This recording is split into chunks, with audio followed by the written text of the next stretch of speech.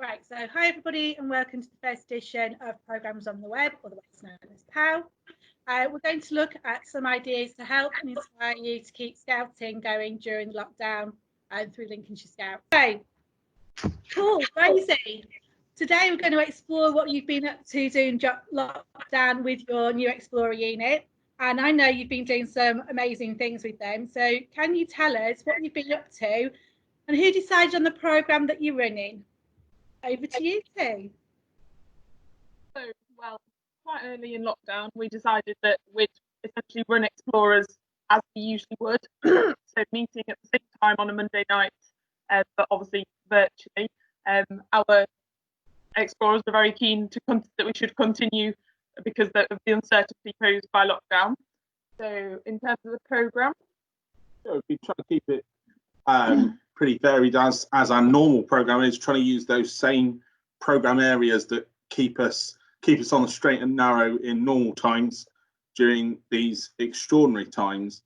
In that we've still been doing some of the crafty, more scouty elements, encouraging them to get outdoors. We've not done too much of the outdoor stuff as a group because the very nature of being sat in front of your laptop, and I don't think there's anything wrong with that. We've got to keep it indoors. That's the nature of things. So a couple of crafty bits.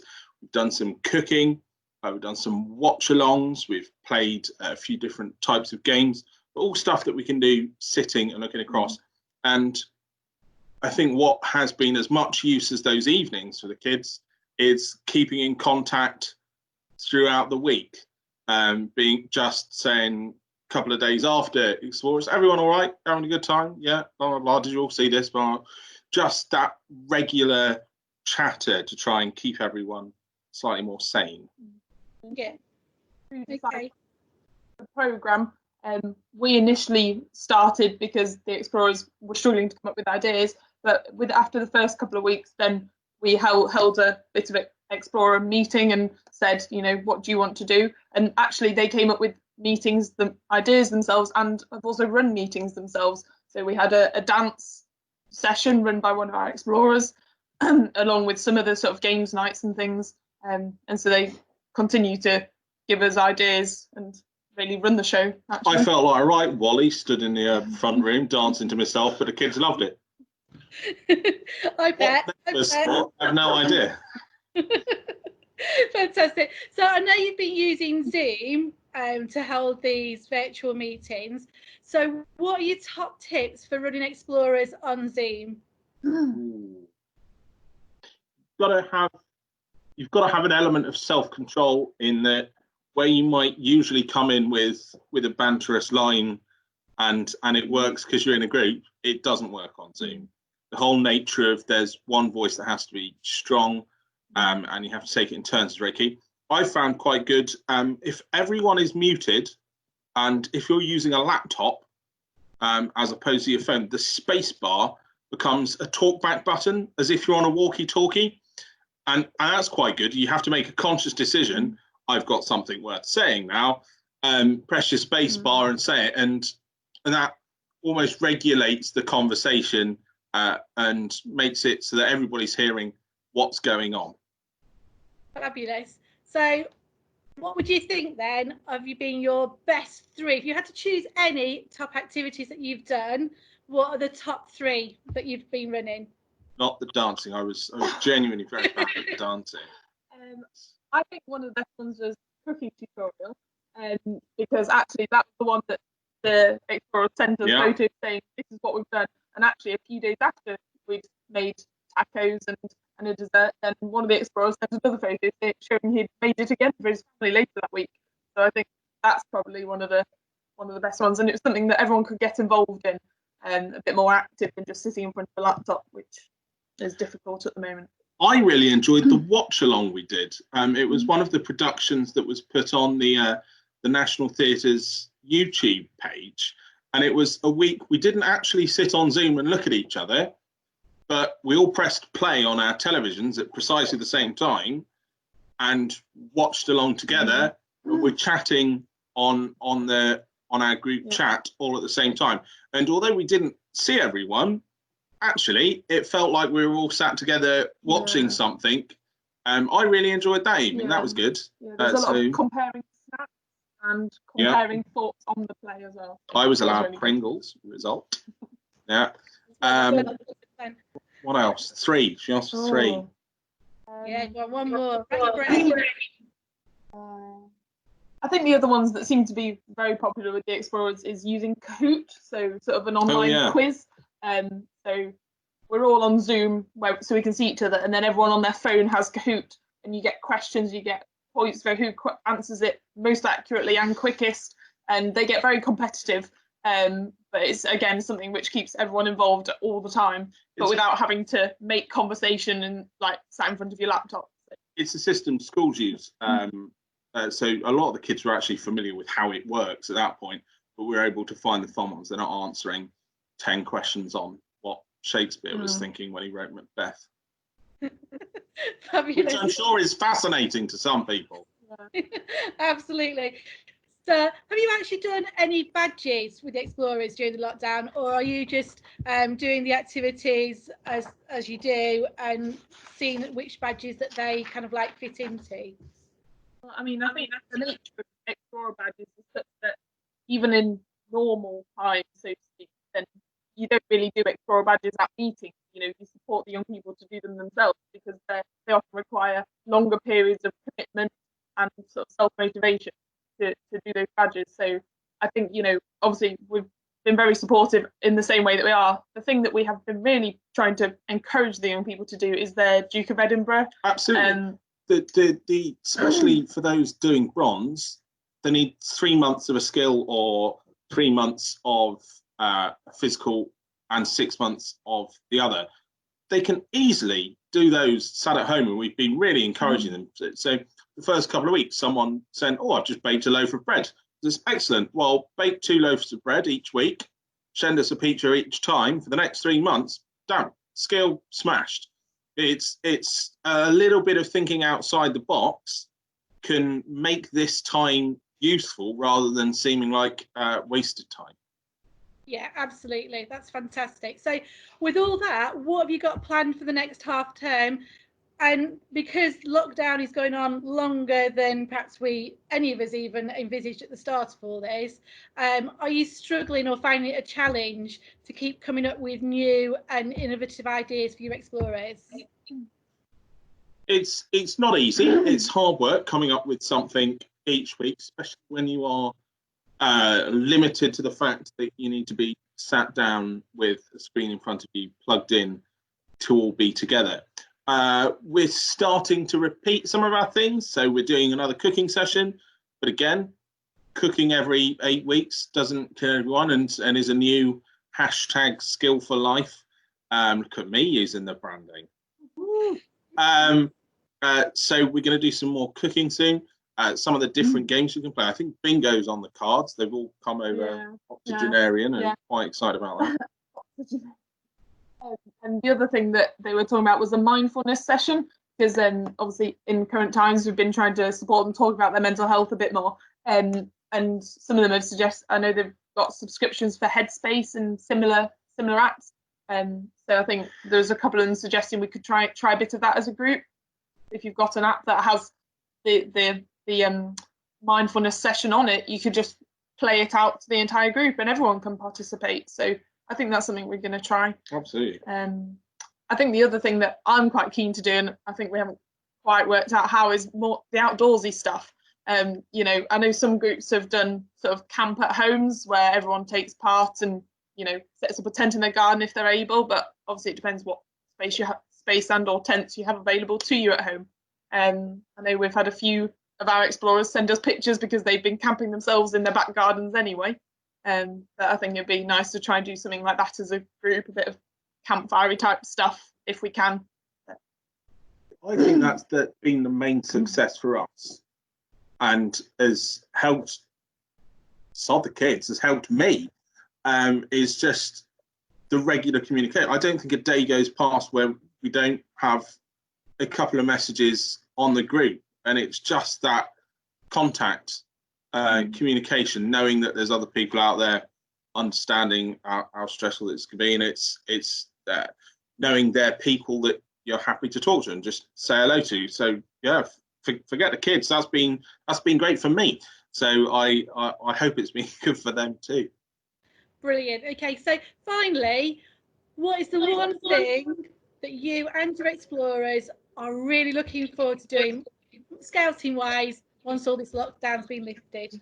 Camping. The instant I get that email from Gilwell and Boris stands on the telly and tells me I'm allowed, I'll be in the car by the time I've finished reading the email, and there'll be a tent pitched, a fire started, and then I might invite the kids. Yeah, we did ask explorers sort of what they miss most, what they want to be doing, and their main request, once we're all allowed, is to have a couple of nights camping with nothing planned other than to camping, have fires and just camp and catch up all together. So yeah. I think to all of us that seems like pretty ideal right now. Yeah, absolutely. That's fantastic. Well, thank you both so much, and good luck with the rest of the term with your explorers. Thank you, Rosie and Paul. Bye, Michelle. Bye. Bye. Right, so following on from Rosie and Paul earlier on, we're now joined by Heidi. And as we sort of described and talked about what Heidi has done, Heidi's going to take us through ways in which Nature's School can support scouting programme. So I'm going to hand over to Heidi and she's going to take you through it. Okay, so yeah, as you've heard, I'm here to talk to you about Nature's School resource, which is something that we developed in light of the present situation, and I'm going to talk to you about how it can support your delivery of the scouting programme at this virtual time. So my name's Heidi Latronico-Ferris and I'm an environmental education lead for PECT. So PECT has been around for about 25 years. We are an environmental charity and we're based in Peterborough in Cambridgeshire, so just over the border of Lincolnshire, but I'm sure you'll forgive us for that. I deliver all sorts of support activities which involve the environment. So that's part of our education programme, which is ever growing and changing to meet the needs of our young people. But it's also not only to support schools, but family engagement and other organisations and charities. So such as Scouting falls into that as well. So that's me, just in case you have never met me before. And my contact details are on there. So please feel free to write them down and contact me if you have any inquiries or questions about anything you're going to listen to today. So I've been in education for over 15 years. 10 years of that I have been involved in outdoor learning within an inner city secondary school here in Peterborough. But I wouldn't have been able to do those roles if it hadn't been for my background in scouting. So I've been involved in scouting for 25 years. I'm an experienced Cub Scout leader. I've also been an ADC Cubs and also a training advisor. So that's where my love of adventure and the outdoors first began. And you'll probably get that come across throughout this presentation. So in terms of outdoor learning, scouting is really very unique and it's a great opportunity. We're well placed to be able to offer learning in the outdoors, even during lockdown. Others just can't do that because of their situation. So we are in a little bit of a different situation to most. Do you know, however, how many schools in the UK offer full outdoor learning experiences? And I'm not just talking about that once a year forest school lesson or the end of year residential trip, but actual curriculum linked purposeful outdoor based learning over a prolonged period of time. Well, actually, not that many. It's quite rare and it's not the norm. But a school in Scotland decided to take on that challenge because we know that when put to the test, outdoor learning actually does work. So back in 2017, they took 2 cohorts of students and compared what difference that would make through outdoor learning. And the results are absolutely astonishing, as you're seeing on your screen. The full report of this is on the Learning Through Landscapes website. And if you haven't checked them out, their website is also packed full of information and resources. So go along and have a look, see if there's anything on there as well. So they learnt that students that were involved in 2 hours per week over 12 weeks gained an average increase of 6 months mental arithmetic and 2 months general maths. Now that's in school terms, but they also showed a 20% increase in their attitudes towards learning. Sounds like scouting, right? Well, we've been doing this for years and years and years and offering these experiences, and we excel at it. So that is the reason why parents and young people turn to and classes as experts in outdoor learning. But you don't need me to tell you that. Hopefully you already know that and appreciate all the good work that you already do. So when we realised that the current COVID-19 situation was going to negatively impact young people being able to access meaningful time in the outdoors, we wanted to do something productive. So something as well as support parents, families and leaders like yourself. So we launched Nature School. And Nature School is all about getting out and about and using your natural environment. So it's a free resource for anyone who wants to be able to access it wherever you are in the whole world. So from our website, there are all the information, accompanying resources and hints and tips that you could possibly need to be able to bring all these challenges to life. So the idea behind it was that anyone anywhere would be able to pick them up without any specialist knowledge, training or equipment or background. So you don't have to have been a forest school teacher or a scouter or anything to be able to do any of these things. So scouters are known for their practical hands-on outdoor experiences. And we were looking for new ways to deliver scouting in this virtual time, which can be really difficult to come up with new ideas and ways of working which will engage both your young people as well as be simple enough for parents to be able to support them because they're becoming scout leaders themselves as well as teachers. So delivering that balanced programme and enabling our young people to continue to work through the variety of badges and the requirements that come with that. So as part of Nature School, we have a series of challenges. At the moment, we've got 75 different challenges on there with more to be released. So they keep being released every kind of 6 weeks or so to coincide with holiday times. They're all designed to be done at home with things you would normally have. So that's the key point to this. Parents haven't got to stress about going out and buying specialist equipment or getting hold of something specific for a task. So we're supporting these challenges with self-help guides as well.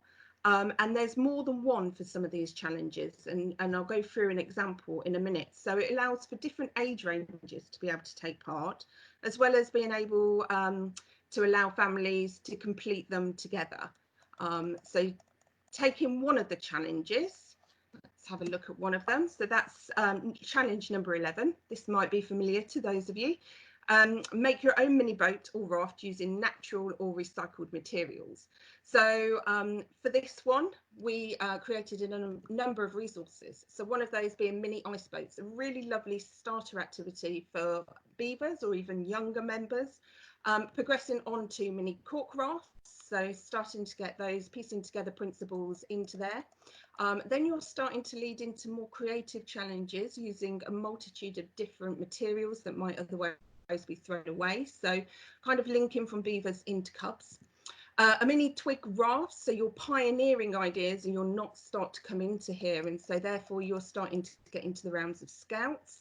And then going on to origami boats, so being able to read and follow instructions, which we know is a key skill and something that we look at in terms of communication skills within scouting. So we've made some of these resources specific in some of the challenges, and some are open-ended and open to different interpretations. So you could do them in any order you like.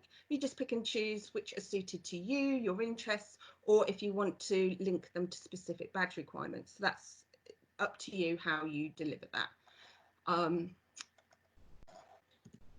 Okay, so moving on to badge requirements. This is the beaver area. So if you're a beaver leader out there, you'll be able to see that the resources can link to a number of different badges. So whether you're looking at growing or creating or observing, there's a number of challenges that meet the elements for all these badges. And I'm pretty sure you can probably fit some more of our challenges into other badges. Beavers not being my area of expertise, but I'm pretty sure that you more experienced leaders will be able to fit it into everything that we do. There's no surprise then that at cub level this is also the case, and this being my area of expertise as the current cub leader in the county, I'm already using these resources and ideas with my cubs, and we're getting some really lovely feedback. It's really helping out on those daily walks and exercise areas where maybe it's becoming a little bit boring for young people walking the same area or the same route.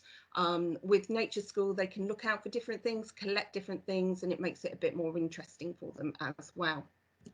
So Scouts is no exception. They can take part in these challenges and activities as well, but you can add an extra layer and an extra level. So a little bit like we showed you with the raft building and the mini boats, you can develop things into more in-depth conversational items, debate items, or activities that you can program in.